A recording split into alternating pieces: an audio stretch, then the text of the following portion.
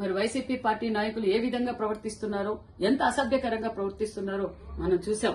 5 సంవత్సరాల్లో వారు అధికారంలో ఉన్నప్పుడు మహిళలు ఏ విధంగా అసభ్యకరంగా మాట్లాడారో చూసాం.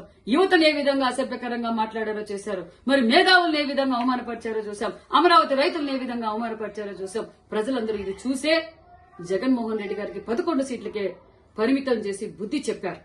మరి ఇంకా వీళ్లలో మార్పు రాక ఇంకా ప్రజల్లోనూ మరి రోజు రోజుకి దిగజారి చిల్లర రాజకీయాలు చేస్తూ అసభ్యకరంగా మాట్లాడుతున్నారంటే మరి రాంబాబు గారికి మేము తెలియజేసేది ఒకటే, రాంబాబు గారు మీరు మీ అధినేత రాష్ట్ర ప్రజలందరికీ క్షమాపణ చెప్పాలి. ఈ రోజు మీరు అసభ్యకరంగా మాట్లాడారు. మీరు అధికారంలో ఉన్నప్పుడు, మా ముఖ్యమంత్రి గారు ప్రతిపక్షంలో ఉన్నప్పుడు మేము ఏ విధంగా మాట్లాడామో, ఏ విధంగా రాష్ట్ర ప్రజల కోసం పోరాటం చేశామో ప్రజలందరూ మమ్మల్ని చూశారు. ఈ రోజు మేము అధికారంలోకి వచ్చాం.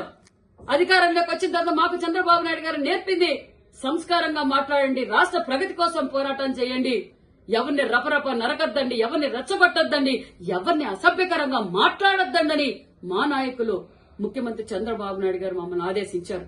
మేము చూస్తూ ఉన్నామనుకుంటున్నారేమో, చట్టం తన పంతం చేస్తుంది. మా యువగల అధినేత నారా లోకేష్ బాబు గారు ఒక్క మాట చెప్తే మీ వైసీపీ నాయకులు ఒక్క గడప దాటి కూడా బయటికి రారన్న విషయం తెలియజేస్తున్నాం. మేము రెచ్చగొట్టకూడదు, మేము దౌర్జన్యాలకు పాల్పడకూడదని మా యువగల అధినేత నారా లోకేష్ బాబు గారు సంస్కారంతో ఈ రోజు రాష్ట్ర ప్రగతి కోసం ఈ రోజు మేము కష్టపడుతుంటే మీరు మా మాన్యశ్రీ ముఖ్యమంత్రి చంద్రబాబు నాయుడు గారిని ఈ విధంగా అసభ్యకరంగా మాట్లాడతారా? సిగ్గుస్తరం ఉందా? మనిషి అయితే నువ్వు మాట్లాడతావా రాంబాబు? నువ్వు యావత్ ఆంధ్రప్రదేశ్ ప్రజలందరికీ ఈ రోజు బహిరంగంగా మీరు క్షమాపణ చెప్పాలి, లేకపోతే చట్టం తన పనిచేస్తుంది. ఖబర్దార్ ముఖ్యమంత్రి గారి గురించి మాట్లాడే అర్హత గాని నీకు లేదు. నువ్వు సంస్కారహీనుడు. నువ్వు ఏ విధంగా మంత్రిగా ఉన్నప్పుడు పనిచేసావో యావత్ ప్రజలు చూశారు. నువ్వు మహిళలపైన ఏ విధంగా ప్రవర్తించావో మహిళలందరూ చూశారు. యావత్ ఆంధ్రప్రదేశ్ ప్రజలు నిన్ను చీకొడుతున్నారు.